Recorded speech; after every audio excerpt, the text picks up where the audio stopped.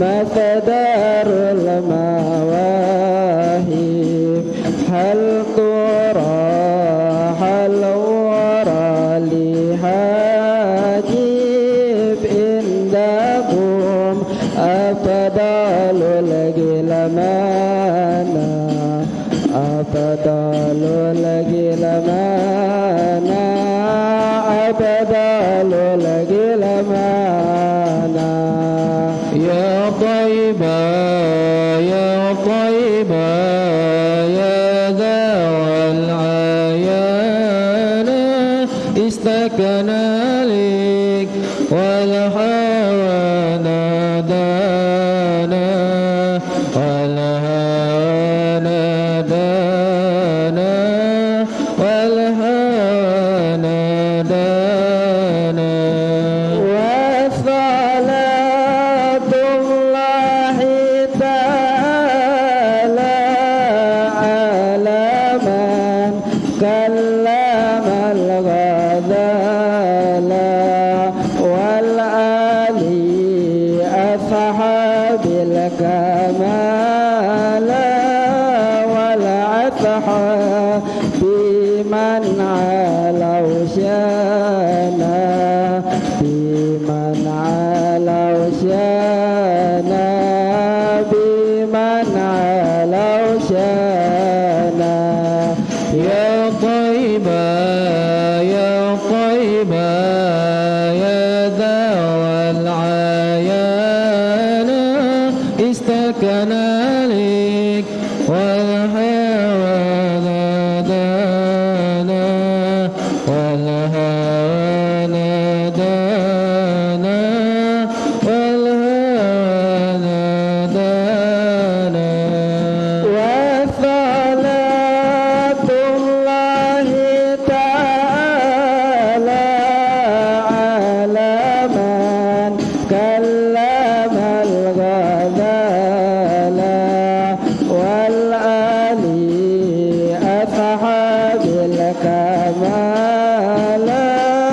والأصحاب بمن علوا شانا بمن علوا شانا بمن علوا شانا يا طيبة يا طيبة يا ذوى العيان استكنا لك والهوى نادانا والهوى نادانا والهوى نادانا صلاة الله سلام الله على طه رسول الله يا رسول الله يا نبي لك شفاء وحد مطلبي أنت المرتجى يوم زحمي اشفع لنا يا خير العنام اشفع لنا يا حبيبنا لك شفاء يا رسول الله يا رسول الله يا نبي لك شفاء وحد مطلبي أنت المرتجى يوم زحمي اشفع لنا يا خير العنام اشفع لنا يا حبيبنا لك شفاء يا رسول الله اللهم صل وسلم وبارك عليه وعلى آله الله عليه.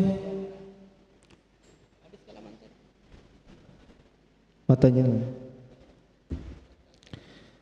وتجلت الأنوار من كل الجهات فوقت بلاد مشافيهانا وقبيل فجر فرز شمس الهدى ذا الحبيب مكرما ومصانا صلى الله على محمد صلى الله عليه وسلم صلى الله على محمد يا ربي صل وسلم يا نبي سلام عليك يا رسول سلام عليك يا حبيب سلام عليك يا رسول الله صلوات الله عليك يا نبي سلام عليك يا رسول سلام عليك الله يا حبيب سلام عليك يا رسول الله صلوات الله عليك أبرز الله المشافى صاحب القدر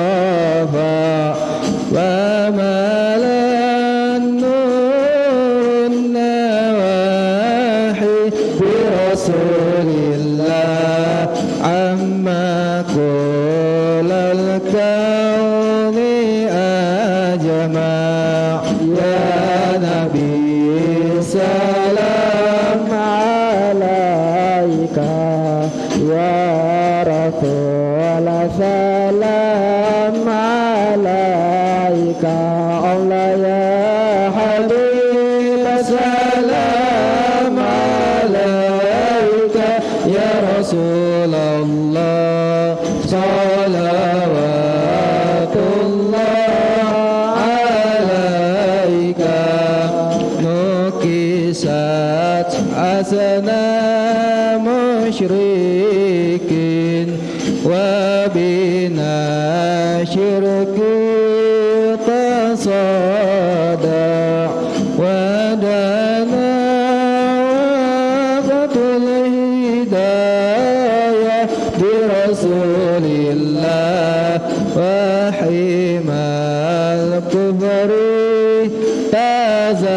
تزعزع يا نبي سلام عليك يا رسول السلام عليك الله يا حبيب سلام عليك يا رسول الله صلوات الله عليك مرحبا أهلا وسهلا بك يا ذا القدر العرفا يا إمام مهر رسالة من به الآفات تدفع يا نبي سلام عليك يا رسول سلام عليك الله يا حبيب سلام عليك صلوات الله عليك أنت في الحشر ملاذ لك كل الخلق تفزع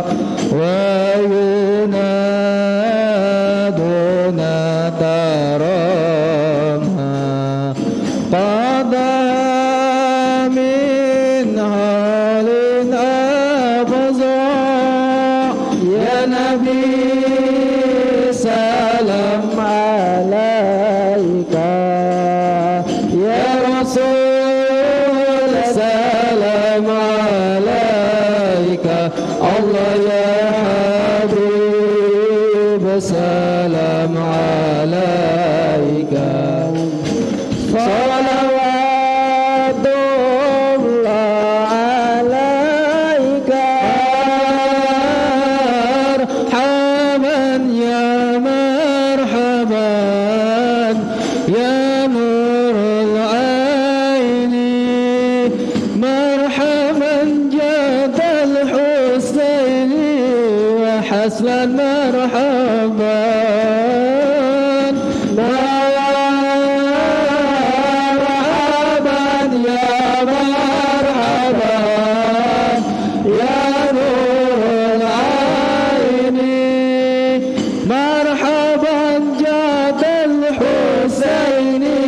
والحسن مرحبا ولا أنت فتسجد مرحبا مرحبا وقنا بشفاق الشفا وحسن مرحبا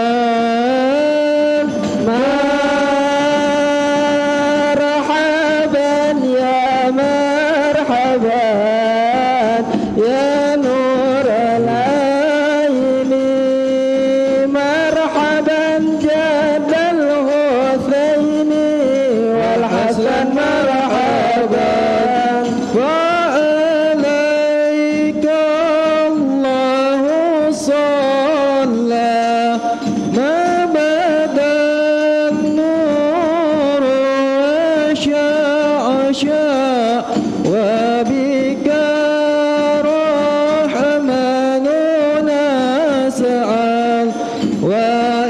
وإله العرش يسمع طلع البدر علينا من شانيات الوداع وجب الشكر علينا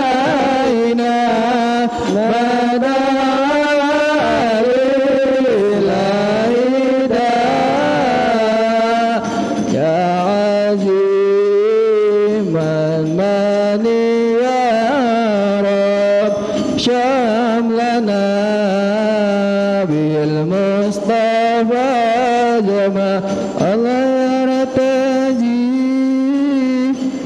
كشفاء اقترب الأمين يا رسول الله دينا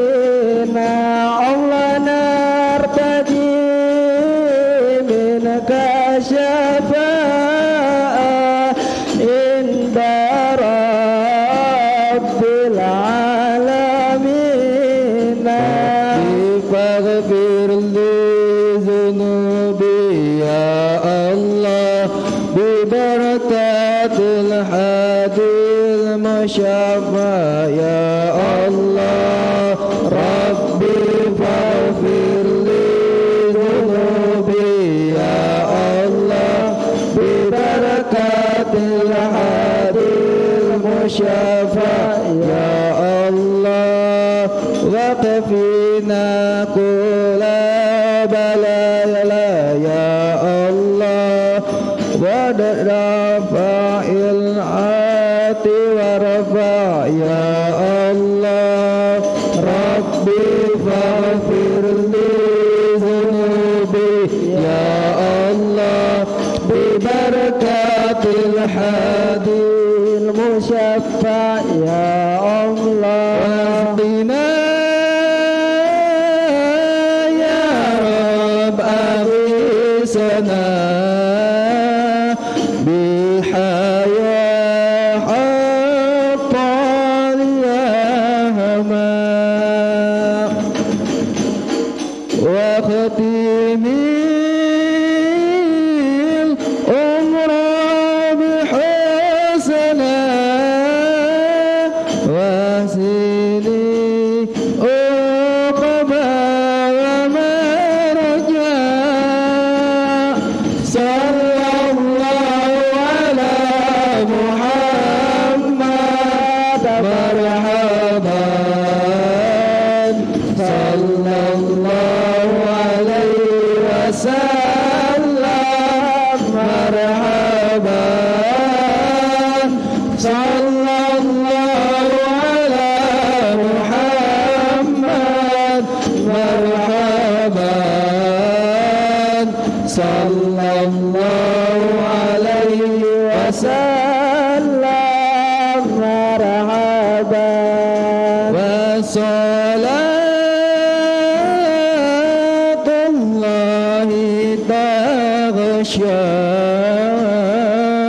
من له الحسن تجمع أحمد طهرا وعليه فصحابة من شاء صلى الله على محمد مرحبا صلى الله عليه وسلم مرحبا صلى الله على محمد مرحبا يا رب صل عليه وسلم مرحبا اللهم صل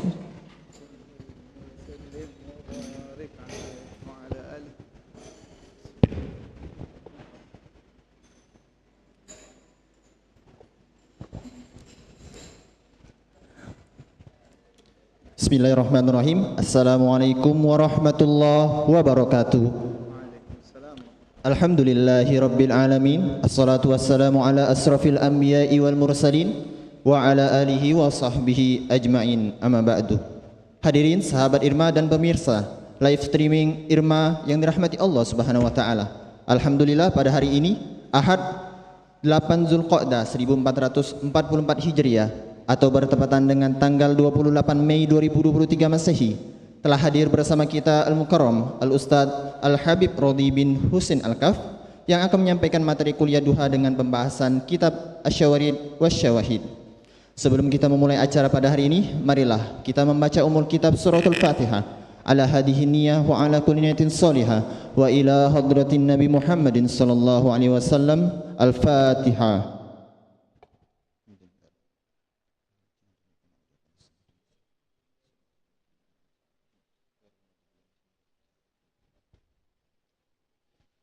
Kami himbau kepada para sahabat Irma bahwasanya di akhir nanti akan ada sesi tanya jawab. Bagi ikhwan yang ingin bertanya dipersilahkan mengangkat tangannya, dan bagi para akhwat silakan menulis di kertas lembar. Baiklah, marilah kita bersama dengarkan materi kuliah duha yang akan disampaikan oleh Al-Mukarram Al-Ustadz Al-Habib Rodi bin Husin Al-Kaf. Kepada Al-Habib fa'alaihi falyatafaddal mashkura. Sallu ala Nabi Muhammad.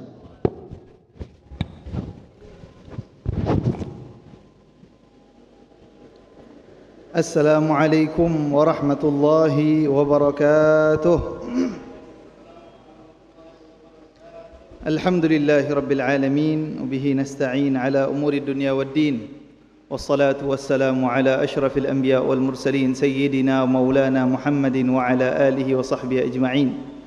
سبحانك لا علم لنا إلا ما علمتنا إنك أنت العليم الحكيم.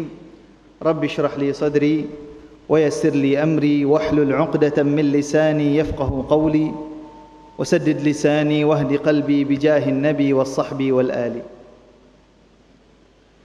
Alhamdulillah, segala puji bagi Allah Subhanahu wa taala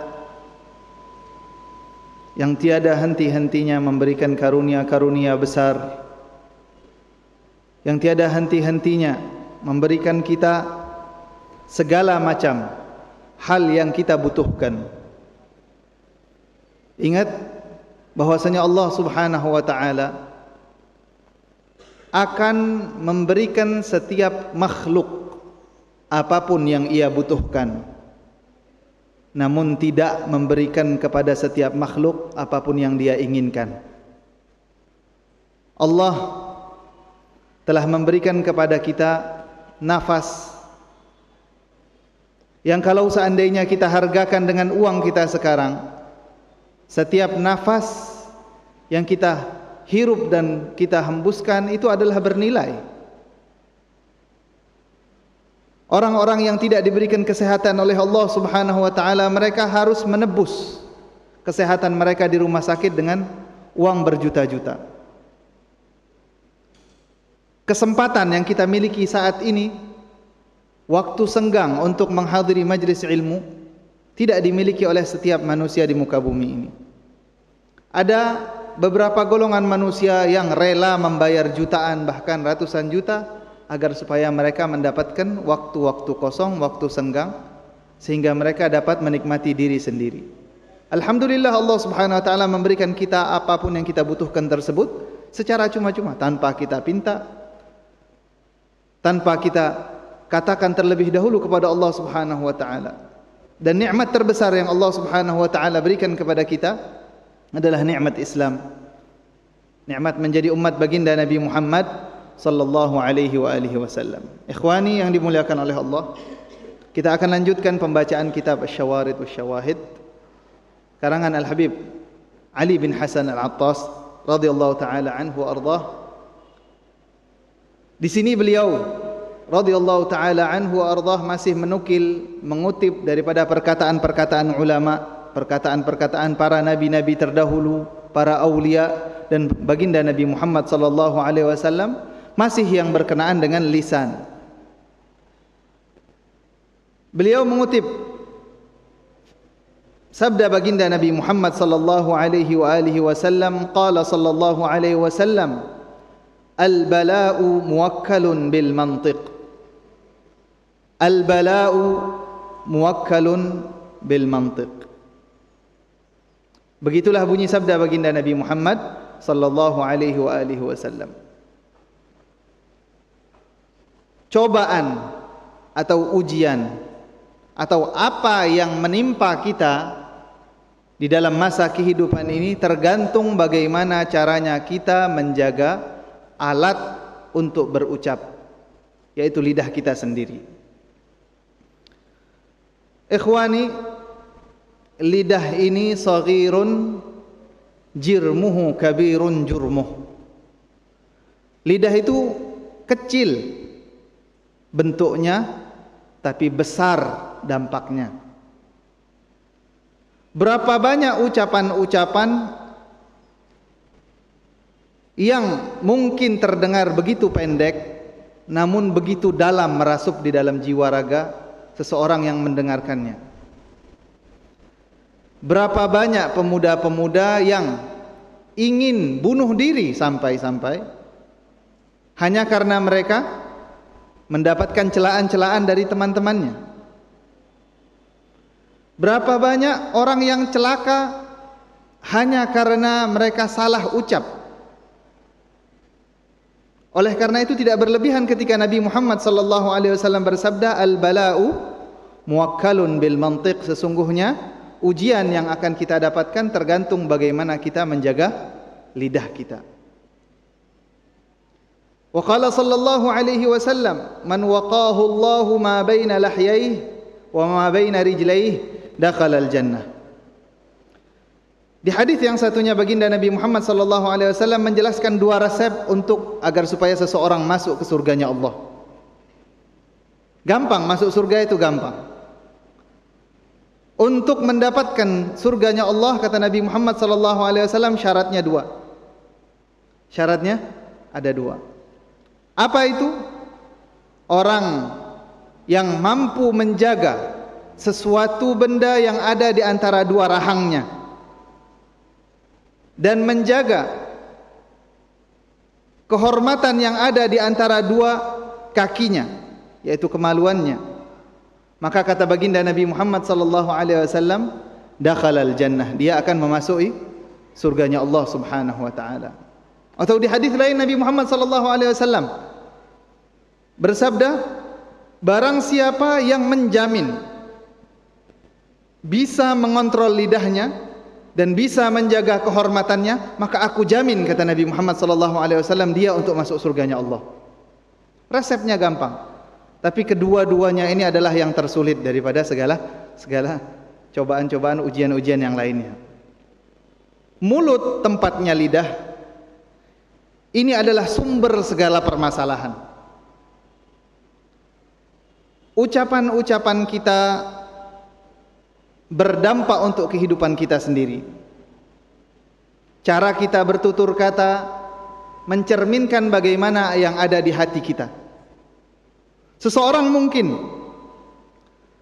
akan berkata, saya ini sebetulnya orang baik, cuman lidah saya aja, cuman cara saya berucap saja yang jelek. Saya sering berbicara dengan omongan yang kotor, saya sering mengucapkan hal-hal yang tidak pantas, saya sering mengatakan hal-hal yang seharusnya tidak saya katakan. Dia berkata, walaupun lidah saya atau walaupun mulut saya comberan, tapi yang penting hati saya itu seperti taman bunga, katanya. Meskipun lidah saya atau mulut saya seperti comberan, tapi hati saya seperti taman bunga. Omongan ini sekilas memberikan kita pemahaman bahwasanya yang penting itu hati yang baik, yang penting itu jiwa yang suci, yang penting itu adalah batin kita yang kita jaga. Namun kita tidak perlu menjaga lisan kita, namun kita tidak perlu mengontrol bagaimana cara kita bertutur kata, bagaimana cara kita mengucapkan sesuatu, apa yang harus kita ucapkan dan apa yang tidak boleh kita ucapkan. Ikhwani, contoh terbaik daripada manusia adalah baginda Nabi Muhammad sallallahu alaihi wasallam. Nabi Muhammad sallallahu alaihi wasallam adalah makhluk atau manusia yang paling pemalu. Manusia yang dari mulutnya tidak pernah keluar kata-kata kotor, kata-kata caci maki atau kata-kata yang tidak pantas untuk diucapkan, meskipun dengan tujuan baik. Pernah di sebuah kejadian baginda Nabi Muhammad sallallahu alaihi wasallam ditanyai oleh seorang perempuan tentang sesuatu yang agak kurang pantas disebutkan di majelis umum, perihal tentang kewanitaan dan lain sebagainya. Maka Nabi Muhammad sallallahu alaihi wasallam memberikan sebuah jawaban, tidak dengan secara eksplisit, tidak dengan cara yang begitu jelas. Nabi Muhammad mengkiaskannya. Nabi Muhammad beberapa kali pada saat mendapatkan pertanyaan-pertanyaan semacam itu, maka Nabi Muhammad tidak pernah menyebut kata-kata kemaluan, tidak pernah sama sekali. Di suatu kesempatan ada seseorang bertanya kepada Nabi Muhammad sallallahu alaihi wasallam, kapan seseorang harus mandi wajib? Kata Rasulullah, jika seseorang duduk di antara 4 penjuru wanita, maka dia telah wajib mandi. 4 penjuru wanita. Dia tidak mau mengatakan hubungan antara suami istri. Baginda Nabi Muhammad enggan, meskipun ini di dalam konteks belajar mengajar. Di kesempatan yang lainnya, pada saat khitan sejajar dengan khitan, maka wajib mandi, kata Nabi Muhammad. Yang dikhitan dari laki-laki dan yang dikhitan dari perempuan ketika sejajar, artinya hubungan suami istri, maka sudah wajib mandi. Nabi Muhammad tidak mau sama sekali. Kenapa ikhwani? Karena setiap wadah akan memercikkan isinya. Jika gelas yang kita pegang isinya kopi, Pada saat tumpah, yang tumpah adalah kopi. Jika isi daripada wadah kita adalah air murni, maka pada saat tumpah, yang tumpah adalah air murni. Seorang syair Arab berkata, wa kullu ina'in billadhi fihi yandahu. Setiap wadah akan menumpahkan, akan memercikkan isi daripada wadah itu sendiri.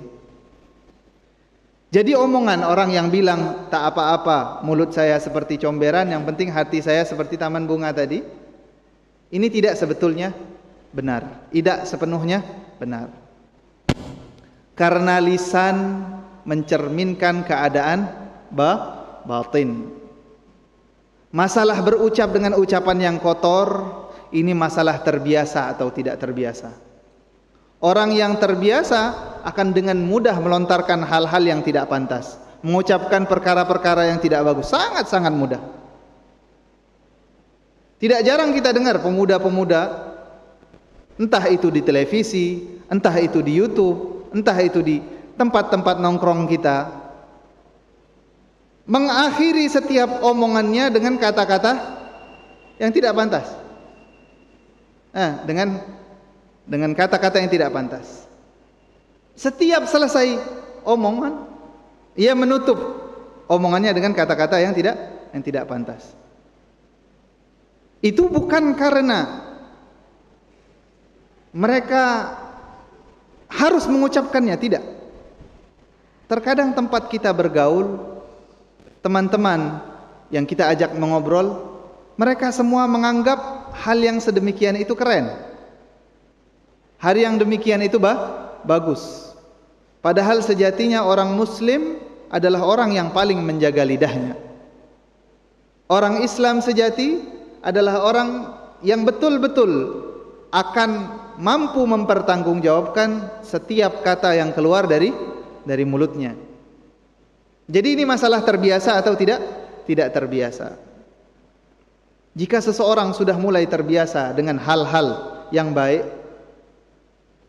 telinganya tidak dibiasakan untuk mendengar hal-hal yang buruk, maka pada saat satu kali saja kata-kata yang buruk tersebut diucapkan oleh teman berbicaranya, ia akan langsung risih, ia akan langsung tidak nyaman, ia tidak akan kepikiran untuk mengucapkan kata-kata tersebut. Jadi kalau seandainya kita memiliki penyakit semacam ini, maka hendaknya penyakit yang seperti ini kita hilangkan. Menghilangkannya dengan cara tidak membiasakannya. Menghilangkannya dengan cara tidak membiasakannya. Kita tidak berbicara tentang teman-teman kita yang berkata demikian. Wah, mungkin kita ini datang dari latar belakang masing-masing. Ada yang datang dari tempat teman-temannya semuanya berkata-kata seperti itu. Ada yang dari latar belakang baik. Selalu ingat bahwasanya di dunia ini tidak semuanya mampu kita kontrol. Tidak semuanya mampu kita atur. Tapi tidak semuanya juga tidak mampu kita atur. Apapun yang terjadi di dalam kehidupan kita, ada yang bisa kita atur dan ada yang tidak bisa kita atur. Fokus seseorang biasanya adalah mengeluhkan hal-hal yang tidak bisa dia atur, mengeluhkan hal-hal yang tidak bisa dia kendalikan. Ini kesalahan besar kita sebagai seseorang muslim yang selalu mengeluhkan hal-hal yang tidak bisa kita kendalikan. Contoh, suatu hari misalnya jalanan macet, kita ingin jalan ke sebuah tempat, kemudian jalan menuju tempat tujuan kita tersebut macet. Apa yang kita lakukan pada saat mendapati macet tersebut? Tentu kita akan bilang, aduh ini jalanan macet banget. Aduh ini kenapa sih banyak motor di sini? Aduh kenapa sih mobil ini nggak mau antri? Dan seterusnya. Padahal hal-hal yang semacam itu mampu atau tidak kita kontrol? Tidak mampu kita kontrol. Orang-orang akan terus seperti itu dan engkau akan terus terjebak di dalam kemacetan. Mengapa kok tidak cari jalan lain? Alih-alih daripada mengeluh, Mengapa kita tidak mencari jalan lain? Atau alih-alih kita datang di tempat, di waktu biasanya di situ macet, kenapa kita tidak datang lebih dulu sebelum kemacetan tersebut terjadi? Karena ini adalah kebiasaan. Waktu macet dan waktu yang tidak macet itu tidak bisa kita kontrol. Tapi ada kebiasaan yang bisa kita prediksi dan kita bisa mengontrol secara penuh apa yang ingin kita lakukan. Kita bisa datang lebih dulu, atau kita bisa cari jalan lain, atau kita bisa cari alternatif lain. Namun rata-rata manusia, mereka daripada mereka berusaha untuk menghilangkan kejenuhan atau ketidaknyamanan tersebut, mereka malahan mengeluhkan tempat yang tidak mampu mereka kontrol. Jadi lingkungan di samping kita, orang-orang yang duduk bersama kita, yang nongkrong bersama kita, mereka memiliki hati masing-masing, mereka memiliki lidah masing-masing, dan hati ataupun lidah mereka tidaklah masuk di dalam ranah kontrol kita. Oh, ini ingin memperbaiki orang lain, maka kamu akan selalu sedih, kamu akan selalu susah. Akan tetapi untuk memperbaiki diri sendiri, kita semua memiliki kekuatan tersebut. Kita semua memiliki kemampuan tersebut. Yakin saja bahwasanya kalau seandainya Allah Subhanahu wa taala memberikan kita kesadaran akan ketidakbagusannya sesuatu, artinya Allah Subhanahu wa taala ingin kita untuk meninggalkan hal tersebut. Kalau Allah Subhanahu wa taala memberikan kita kesempatan untuk menyadari bahwasanya ini harus kita jauhi, maka berarti Allah mengkehendaki hal tersebut terjadi kepada kita. Kenapa sih kita belajar? Kenapa sih kita duduk di majelis? Kenapa sih kita mendengarkan nasihat-nasihat agama? Ini adalah kesempatan dari Allah Subhanahu wa taala untuk kita semua untuk memperbaiki diri, untuk menjadi insan yang lebih baik. Kemudian beliau mengutip nasihat Nabi Muhammad sallallahu alaihi wasallam lagi, man aktsara saqata wa man afrata khadha. Ikhwani, orang yang banyak kerjaannya akan lebih banyak tergelincirnya. Orang yang sering berinteraksi dengan listrik akan sering kesetrum. Orang yang sehari-harinya bekerja dengan pisau, pasti tangannya ada besetan-besetan pisau. Orang yang sering berbicara salah adalah orang yang paling banyak bicaranya. Kalau orang itu selalu diam, kira-kira orang tersebut akan salah atau tidak? Tidak akan salah. Makanya di sini Nabi Muhammad SAW bersabda, man aktsara, orang yang terlalu banyak berbicara, saqat, dia akan tergelincir. Suatu saat dia akan jatuh. Suatu saat dia akan berkata salah.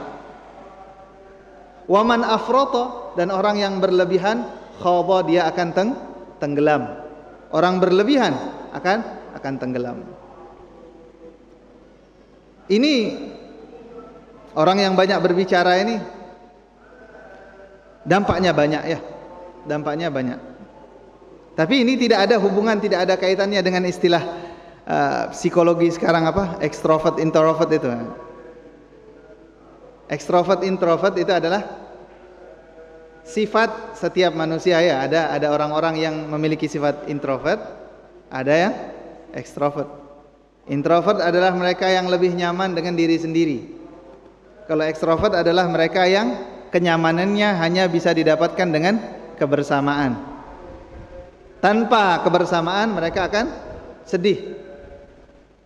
Kalau yang introvert, ketika mereka bersama, energi dia justru habis. Ada kan orang-orang yang semacam itu? Sebetulnya dua-duanya adalah saling membutuhkan satu sama lain. Yang introvert ini menghabiskan energinya untuk memberikan energi kepada yang ekstrovert. Masing-masing memiliki cara untuk mencharge baterai mereka sendiri. Tapi bukan berarti orang ekstrovert itu boleh berbicara banyak, boleh mengatakan hal-hal yang tidak mampu diucapkan oleh orang-orang introvert. Enggak. Berkumpul bersama bukan berarti membicarakan segala hal. Bukan berarti harus banyak ngomong. Bukan berarti mulutnya dilepaskan begitu saja. Karena apa? Karena resiko dari terlalu melepaskan mulut, terlalu melepaskan lidah adalah kita tergelincir. Tergelincir itu sakit. Kalau sakitnya sendirian itu mending. Tapi tergelincirnya lidah bisa menyakiti orang-orang yang di sekitar kita. Ini yang kita khawatirkan. Banyak dari antara kita ini memiliki sifat yang tidak menyadari bahwasanya orang-orang di sampingnya itu sedang tersakiti dengan apa yang dia ucapkan. Kita selalu fokus kepada diri kita, yang penting saya nyaman, terserah orang lain nyaman atau tidak nyaman. Ini bukan sifat orang muslim. Sifatnya seseorang muslim, orang muslim sejati kata Nabi Muhammad. Siapa itu orang muslim sejati? Man salimal muslimuna min lisanihi wa yadihi. Orang yang mampu menjadikan muslim-muslim lainnya selamat daripada lidahnya dan selamat daripada tangan dan gangguannya. Orang yang berlebihan dia akan tenggelam. Kalau sudah tenggelam, untung kalau bisa diselamatkan. Kalau tidak bisa, wal'iyadu billah. Kalau berbicara tentang lidah ini sangat banyak sekali. Sangat banyak sekali cerita-cerita yang menyiratkan kepada kita bahwasanya menjaga lidah adalah jalan tercepat menuju keselamatan. Orang yang ingin selamat sudah lebih baik diam. Faslun al-lisanu sayfun la yanbu hadduh. Lidah adalah pedang yang ketajamannya tidak pernah habis-habis. Wal kalamu, dan omongan adalah sahmun mursalun la yumkinu radduh. Busur panah yang sudah kita lepaskan, yang mana kalau sudah kita lepaskan tidak bisa lagi kita tangkap. Bukan seperti film-film superhero itu, kalau seandainya busur panah sudah lepas bisa ditangkap. Enggak ada itu ya. Enggak ada. Omongan itu busur panah yang tidak bisa kita hentikan. Fa'athratul lisan, tergelincirnya lidah, tuhlikul insan, akan menghancurkan seorang manusia, seorang insan. Wa kathratul jidal, dan terlalu banyak mendebat, turithul qital, akan menyebabkan perpecahan dan peperangan di antara satu sama lain. Ini setiap omongan beliau ini adalah hikmah. Beliau tadi berkata yang pertama adalah lidah merupakan pedang yang sangat tajam yang tidak bisa tumpul. Lidah ini bisa memutuskan hal yang tidak bisa diputuskan dengan pedang. Lidah bisa memutuskan hubungan antara suami dan istri. Lidah bisa memutuskan hubungan antara Allah dengan hambanya. Lidah bisa memutuskan hubungan antara dua sahabat yang mungkin telah berteman dari sejak ia lahir. Lidah bisa menjadikan fitnah yang menyebabkan peperangan antara dua kabilah, dan peperangan tersebut tidak ada akhir-akhirnya. Ini semuanya adalah sebab lidah. Dan lidah juga menyebabkan banyak daripada preman-preman mati konyol. Mati konyol. Athratul lisan tuhlikul insan. Tergelincirnya lidah menghancurkan seorang insan. Makanya lidah ini adalah anggota badan yang paling dikhawatirkan oleh seluruh anggota badan kita. Ini ada perkataan daripada Abu Sa'id Al-Khudri, sahabat baginda Nabi Muhammad sallallahu alaihi wasallam. Inna bna Adam, sesungguhnya anak Adam, idza asbaha, ketika sudah masuk pagi hari, kaffarat a'dha'uhu kulluha lisanah. Semuanya mengkafarahi, semuanya menebus kesalahan-kesalahan lidahnya. Tadi kan dampak bahaya lidah itu bukan hanya untuk lidah saja, akan tetapi kembalinya ke seluruh anggota badan. Wa qulna, dan mereka berkata di setiap paginya, nasyattukallahu an tastaqim, nasyattukallaha an tastaqim. Kami bersumpah demi Allah kami meminta engkau atas nama Allah untuk terus istiqamah wahai lidah. Fa innaka, karena sesungguhnya engkau ini istaqamta, jika engkau istiqamah, jika engkau lurus, jika engkau bagus, istaqamna, maka anggota badan yang lainnya juga akan istiqamah. Wa ini wajajta, dan jika engkau bengkok, maka kami pun akan bengkok.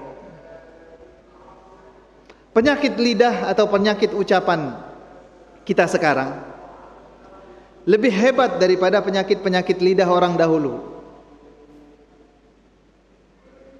Sekarang manusia itu bisa berkata-kata tanpa ketahuan dia itu sosoknya siapa. Mereka bisa berkomentar tanpa terdeteksi identitasnya seperti apa. Internet, sosial media, dan daripada obrolan-obrolan dunia maya lainnya, kita lihat berapa banyak komentator-komentator yang tidak memiliki latar belakang keilmuan. Ada seseorang misalnya orang alim, ada ilmuwan atau ada orang alim, ada ustadz berbicara atas dasar ilmu, yang mengomentari di bawahnya adalah orang-orang yang tidak pernah belajar sama sekali. Padahal kalau seandainya ia bertatap muka dengan orang alim tersebut, kira-kira orang ini berani atau tidak berani mengomentari ucapan-ucapan orang alim tersebut? Nah ini parahnya, ini bahayanya, lebih bahaya daripada ucapan-ucapan kita seperti biasa. Kenapa alasannya? Kenapa alasannya? Apa yang kita tuliskan dimanapun itu lebih bahaya daripada apa yang kita ucapkan. Karena apa yang kita ucapkan, ikhwani, suatu saat akan dilupakan. Apa yang kita ucapkan suatu saat akan dilupakan. Namun apa yang kita tulis, maka tulisan tersebut akan kekal bersama dengan zaman. Tulisan ini dampaknya lebih hebat daripada sekedar ucapan. Kalau ucapan saja sudah sangat berbahaya, apalagi tulisan. Jadi hati-hati betul. Hati-hati betul dengan apa yang dinamakan dengan lisan. Karena lisan ini betul-betul luar biasa dampaknya, betul-betul hebat manfaatnya bagi orang-orang yang dapat memanfaatkannya. Lidah ini dapat menumbuhkan semangat seseorang yang dulunya terbenam, dulunya terkubur. Kalian semua mungkin mengenal Al-Imam Al-Bukhari. Al-Imam Al-Bukhari, semuanya mungkin kenal, perawi hadis yang sangat terkenal, memiliki kitab sahih, kumpulan kitab-kitab hadis, yang mana kitab tersebut adalah kitab yang paling sahih setelah Al-Quran. Kitab yang paling sahih setelah Al-Quran. Al-Imam Al-Bukhari, apa yang menjadikan beliau Imam Bukhari? Apa yang menjadikan beliau memiliki semangat untuk mengarang kitab yang begitu luar biasa diagungkan oleh umat Islam berabad-abad lamanya? Kira-kira apa? Satu ucapan di sebuah majelis. Satu ucapan di sebuah majelis ilmu yang dihadiri oleh Al-Imam Al-Bukhari. Apa yang beliau dengarkan? Gurunya pada saat itu berkata kepada murid-muridnya. Karena sebelum zaman Imam Bukhari mungkin tidak ada kitab yang seketat dan sehebat kitabnya Imam Bukhari. Gurunya berkata, andai saja Allah Subhanahu wa ta'ala memberikan taufik untuk seseorang mengumpulkan kitab-kitab hadis yang isinya hanya mengumpulkan kitab-kitab sahih saja. Tidak ada hadis yang dhaif, tidak ada hadis yang maudhu', tidak ada hadis-hadis yang tidak bisa digunakan. Semua hadis yang dikumpulkan di dalam satu kitab tersebut adalah kitab-kitab sahih. Omongan singkat yang diucapkan oleh gurunya di majelis tersebut membakar semangat seseorang Imam Al-Bukhari. Akhirnya Imam Al-Bukhari sejak saat itu bertekad dan memiliki niat yang begitu besar untuk mengumpulkan kitab hadis yang hanya menampung hadis-hadis sahih saja. Sehingga siapapun yang membaca kitab hadis ini, maka hadis yang ia baca dapat dipertanggungjawabkan kebenarannya dan kesahihannya. Maka terlahirlah masterpiece di dalam agama Islam, kumpulan hadis yang tidak bisa ditandingi sampai zaman kita sekarang. Apa itu? Kitab Al-Imam Al-Bukhari. Cuman sedikit ucapan-ucapan yang diucapkan oleh gurunya di dalam majelis tersebut, akan tetapi dapat merubah Al-Imam Al-Bukhari sebegitu hebatnya sehingga beliau menjadi salah seorang ilmuwan atau salah seorang ulama hadis yang namanya kekal sampai saat ini. Sedikit saja. Lidah ini dampaknya luar biasa hebat. Entah dampak positif atau dampak negatif. Makanya kalau pepatah di Indonesia bilang apa? Lidahmu harimaumu. Lidahmu harimaumu. Harimau itu kalau seandainya dia adalah peliharaan kita dan selalu kita jaga serta kita kasih makan, maka dia akan menjaga kita.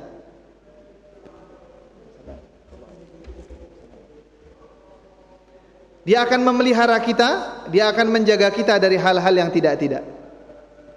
Tapi kalau harimau tersebut ada di rumah kita, tidak kita pelihara, tidak kita sayangi, tidak kita jaga, apa yang terjadi?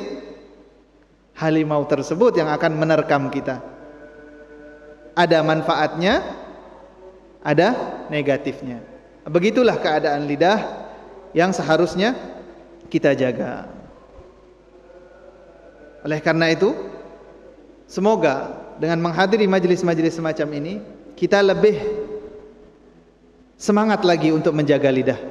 Semangat lagi untuk berpikir kembali apa yang kita tulis, apa yang kita ucapkan, apa yang kita katakan.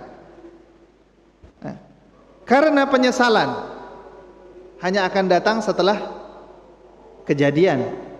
Kalau belum terjadi, tidak ada penyesalan. Fikirkan betul apa yang ingin kita ucapkan, dan fikirkan betul apa yang ingin kita tuliskan. Kalau seandainya kita sedang menulis, maka sebelum pencet tombol kirim, baca terlebih dahulu. Kemudian kita angan-angan terlebih dahulu, yang akan saya tulis ini bermanfaat atau tidak? Yang akan saya tulis ini akan menyakiti hati orang atau tidak? Yang akan saya tuliskan ini adalah hal yang bisa mendatangkan kebaikan untuk orang lain atau tidak? Jika tidak, lebih baik hapus. Karena malaikat kelak dikubur tidak akan bertanya, kenapa kamu tidak komen? Tapi malaikat dikubur akan bertanya kepada kamu, kenapa kamu komen? Malaikat di dalam kubur tidak akan bertanya kepada kita, kenapa kamu diam? Mereka akan bertanya kepada kita, kenapa kamu berucap, kenapa kamu katakan? Semoga kita dijadikan oleh Allah Subhanahu wa taala manusia-manusia yang mampu mengontrol lidahnya, yang mana lidah tersebut mencerminkan isi hati yang bersih, isi hati yang bagus, dan semoga dengan menjaga lidah Allah Subhanahu wa taala sucikan batin kita, murnikan jiwa kita, dan jadikan kita pemuda-pemuda yang hebat, pemuda-pemuda yang dapat dibanggakan oleh baginda Nabi Muhammad sallallahu alaihi wa alihi wasallam. Mungkin hadza ma aqulu lakum, dan kalau seandainya ada pertanyaan, fadhal.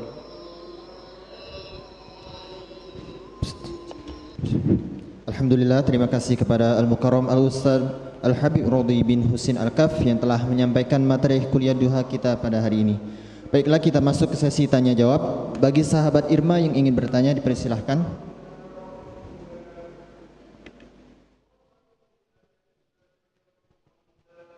Kami persilahkan sahabat Irma yang ingin bertanya.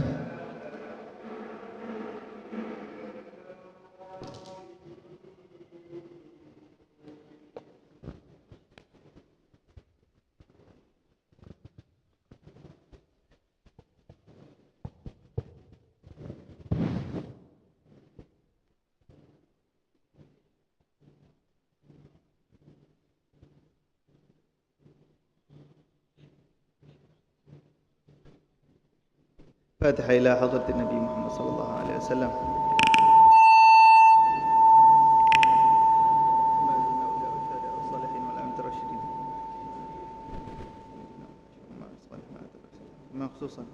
من طلب منا دعاء الشفاء دارس منشاه بن عبد الحميد وأقل مزاور بن رشيد الله يشفيهم بشفاء تام عاجل شفاء لا غد بعد سقم ولا ألم على هذه وعلى كل صالح وأنا وصالح. وإلى حضرة النبي محمد صلى الله عليه وسلم الفاتحة. أعوذ بالله من الشيطان الرجيم. بسم الله الرحمن الرحيم. الحمد لله رب العالمين الرحمن الرحيم مالك يوم الدين إياك نعبد وإياك نستعين اهدنا الصراط المستقيم صراط الذين أنعمت عليهم غير المغضوب عليهم ولا الضالين آمين. ربنا تقبل منا إنك أنت السميع العليم وتب علينا إنك أنت التواب الرحيم. ربنا آتنا في الدنيا حسنة وفي الآخرة حسنة وقنا عذاب النار. صلى الله على سيدنا محمد وعلى آله وسلم. الحمد لله رب العالمين. السلام عليكم ورحمة الله.